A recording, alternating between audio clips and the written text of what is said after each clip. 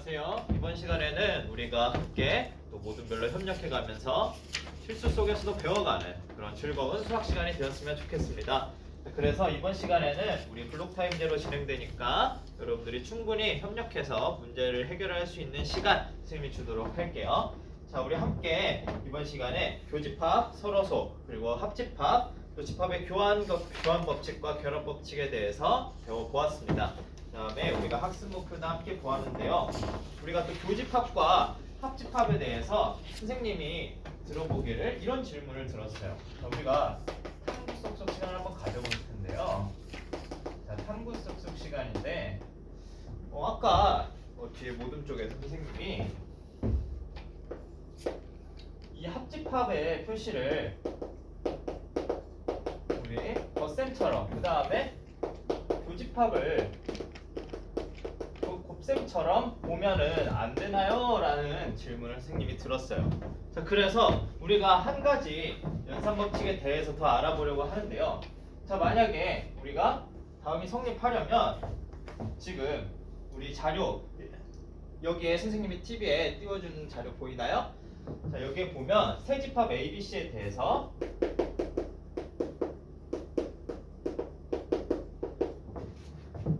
우리가 다음이 성립함을 보이시오라는 문제가 있어요. 그래서 우리가 다음 연산 법칙이 성립함을 보이게 된다면 이 질문에 대한 해답을 찾을 수 있을 것 같아요. 그래서 지금 모든 별로 한번 이 좌변과 우변에 있는 집합을 다들 벤 다이어그램으로 한번 표현해 봅시다.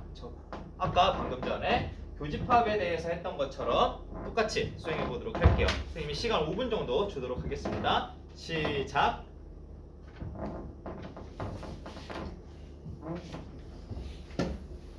다들 벤 다이어그램을 배운 대로 잘 그려주고 있는 것 같아요. 자, 그러면 선생님이 이번 시간에는 이 두 가지 경우에 대해서 발표를 한번 들어보도록 할 텐데 발표해줄 모둠 있나요? 네, 저기 오모듬에서 발표한다고 했는데 오모듬에서 우리 은영이가 나와서 벤 다이어그램을 그려준다고 합니다. 자, 은영이가 그려준 우리 벤 다이어그램 잘 보도록 할게요. 세 가지 집합에 대해서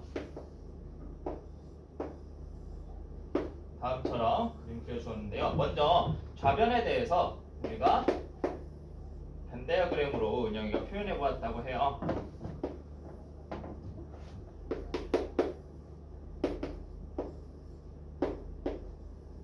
자, 한번 같이 볼게요. 먼저 이 A에 대해서 표현을 했다고 하는데요. A를 다음 영역으로 칠해줄 수 있고, 그 다음에 B 교집합 C는 B에도 속하고 C에도 속하는 모든 원소니까 다음처럼 표현할 수 있었다라고 해요.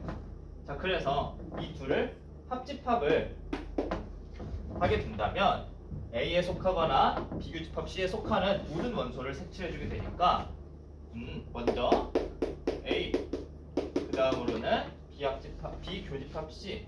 은영이가 B 교집합 C를 그려야 했는데 선생님, 교집합은 B에도 속하고 C에도 속해야 하는데 제가 합집합을 그린 것 같아요. 그럼 은영이가 다시 한번 수정해 줄까요? 선생님, 제가 잘못 그렸고 다음 노란색 부분이 맞는 것 같아요 라고 해줬어요. 좋아요. 자, 그래서 이 두 가지를 다시 한번 합집합을 했더니 다음처럼 그려짐을 알 수가 있었대요. 자, 그래서 좌변은 다음처럼 표현할 수 있었다고 합니다. 자, 그 다음에 은영이가 우리 우변도 같이 그려주었는데요. 우리 우변 한번 같이 봅시다. 자, 뒤에 우리 5모듬, 6모듬 지금 아래에 그려도 은영이가 그렸는데 잘 보이나요? 네, 우리 아래에서 한번 다 같이 다시 한번 보도록 할게요.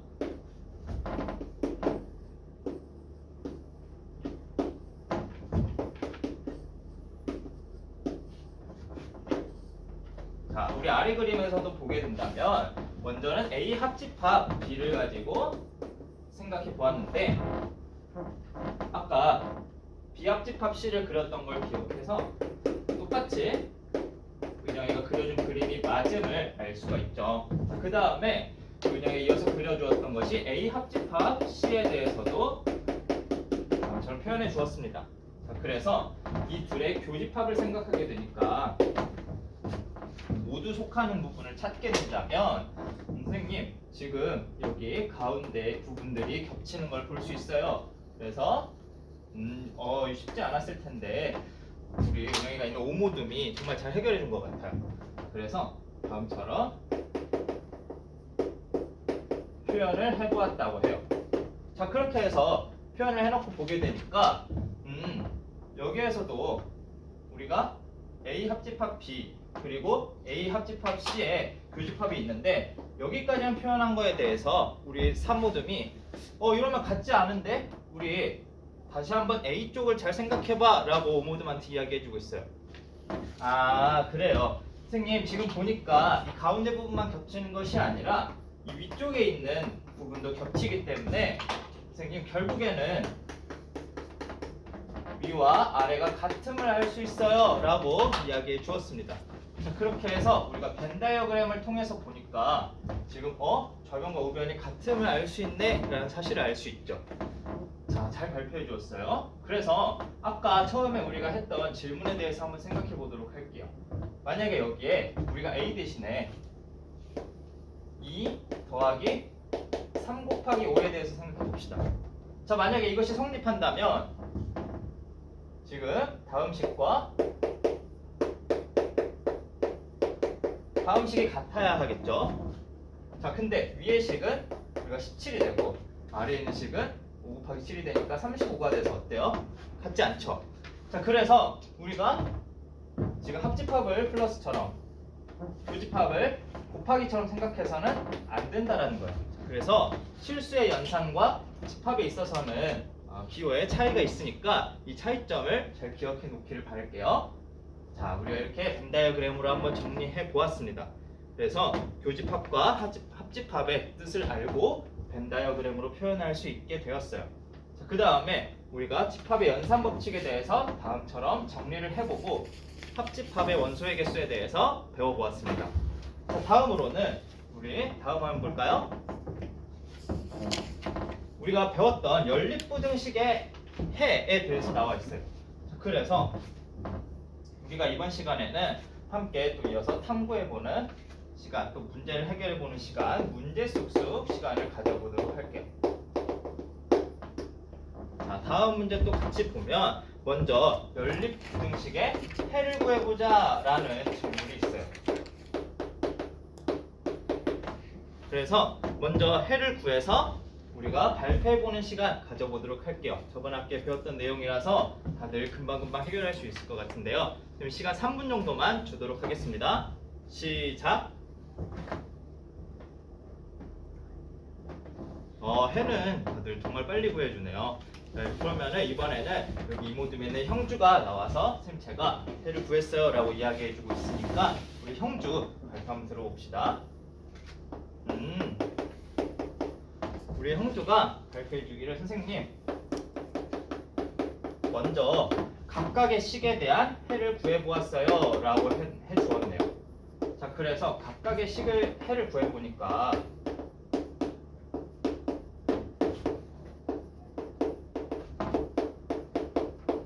다음처럼 식을 구할 수 있게 돼서 수직선으로 우리 형주가 표현해 보았다고 해요. 그래서 수직선으로 나타내면 공통인 부분을 찾으면 되니까 1번에 해당하는 부분이 다음처럼 되고 그 다음에 2번에 해당하는 부분이 1에서 5 사이니까 그래서 그려주게 된다면 다음처럼 표현이 돼서 공통인 부분을 찾아보았더니 다음처럼 되더라. 그래서 따라서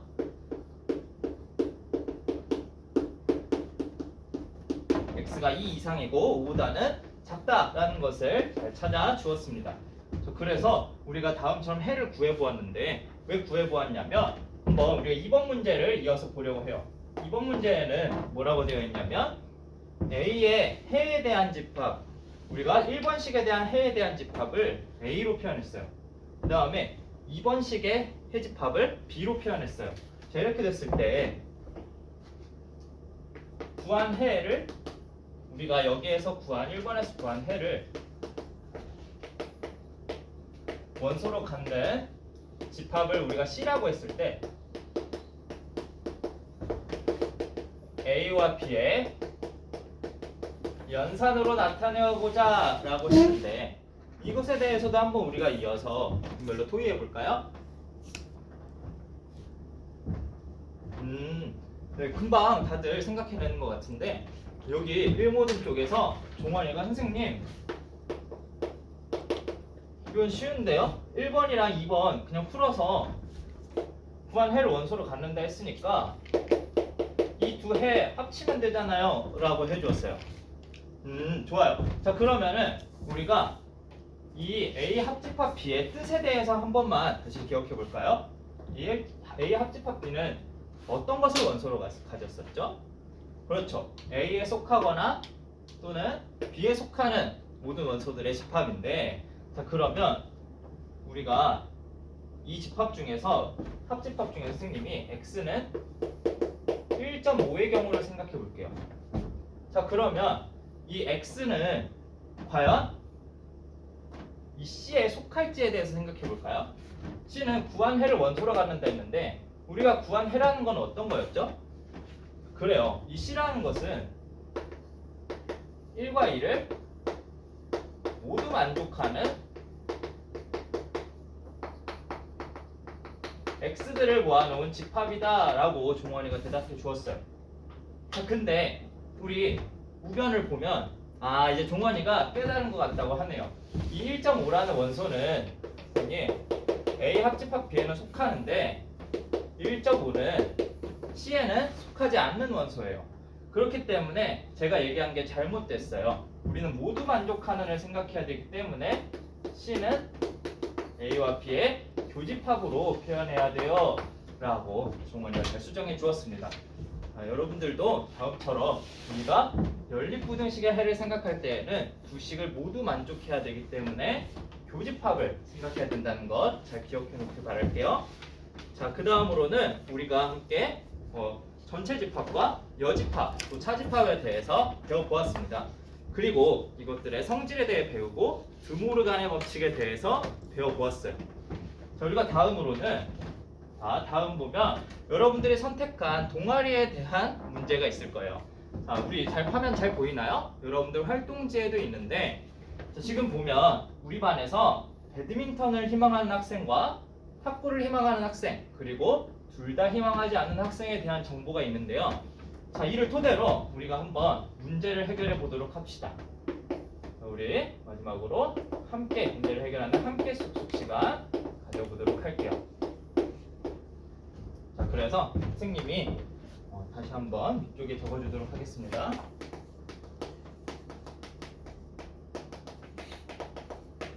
자, 1번 문제 어떻게 되어 있나요? 그렇죠. 배드민턴과 탁구를 모두 희망하는 학생에 대해서 물어봤어요.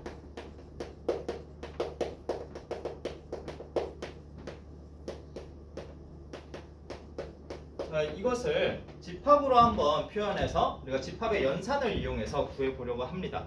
그래서 모든 별로 토의할 시간 선생님이 10분 정도 주도록 하겠습니다. 그래서 10분 안에 우리가 10분이면 충분할까요?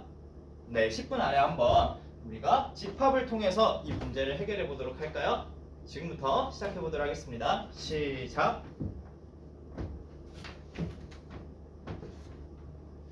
여기 앞에 3모듬은 조금 진행이 되고 있지 않는 것 같아서 선생님이 도와주려고 왔어요.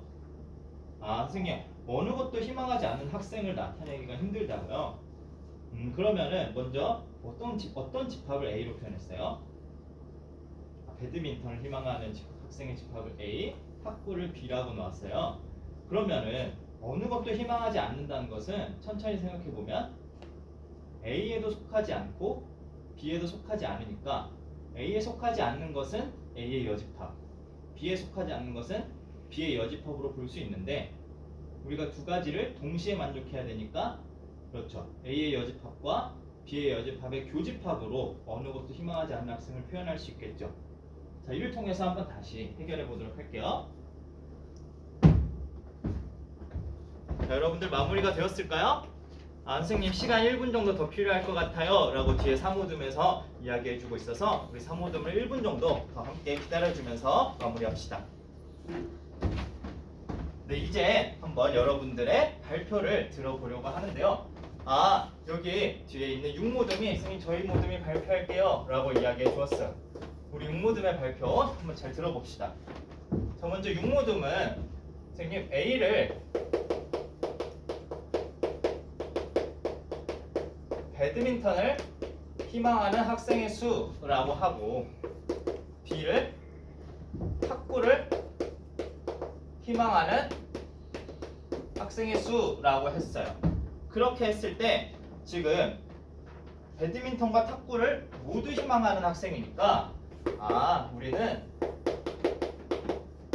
A 합집합 B의 원소의 개수를 구하면 되겠구나 라고 생각했대요. 자, 그래서 공식을 한번 생각해 보니까 아까 배운 것처럼 우리가 다음은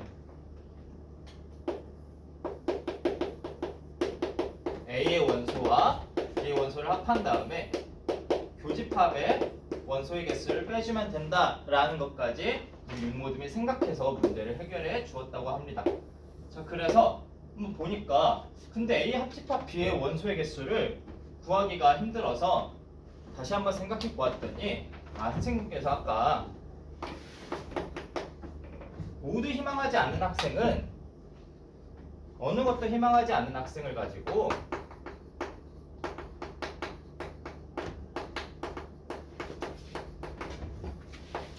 어느 것도 희망하지 않는 학생은 다음에 속한다고 할 수 있다는 것을 기억해냈어요. 그래서 우리가 지금 이 사실을 통해서 구하려고 했더니 이래도 아직은 힘들어서 드모르간 법칙을 생각했다고 해요. 그래서 드모르간 법칙에 의해서 다음은 A 합집합 B의 여집합이 되니까 선생님 근데 이렇게 해놓고 보니까 또 전체 집합이 필요할 것 같아요. 왜냐면 이 집합은 전체 집합에서 A 합집합 B를 빼준 것으로 생각할 수 있기 때문에 전체 집합의 원소의 개수가 필요할 것 같아요 라고 해주었어요. 지금 6모듬이 절반 정도 문제를 거의 다 해결해 준 것 같은데 전체 집합의 원소를 잘 모르겠어서 여기까지만 해결했어요 라고 해주었네요. 그랬더니 여기 2모듬에서 이어서 해보겠다고 이야기해 주고 있어서 우리 2모듬 발표 또 들어볼까요? 2모듬이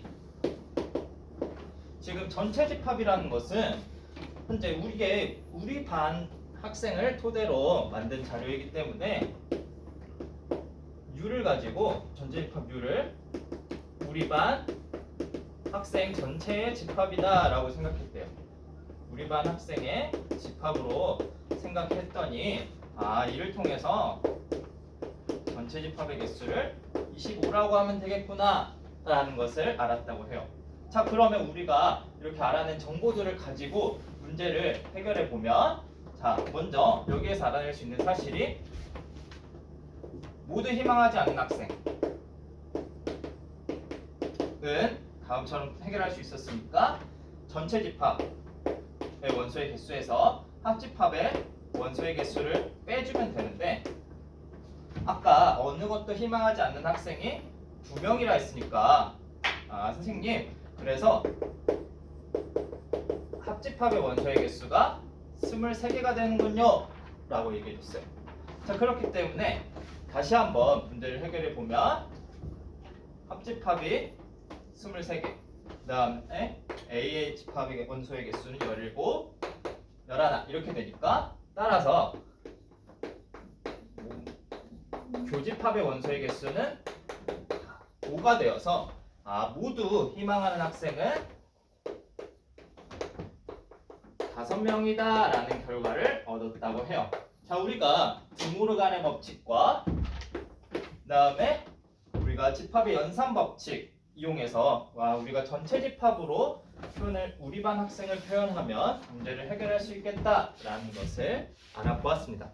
자, 그래서 이번 시간에는 우리가 차집합과 여집합에 대해서도 함께 배워보았는데 배운 내용들 잘 정리해 보도록 할게요.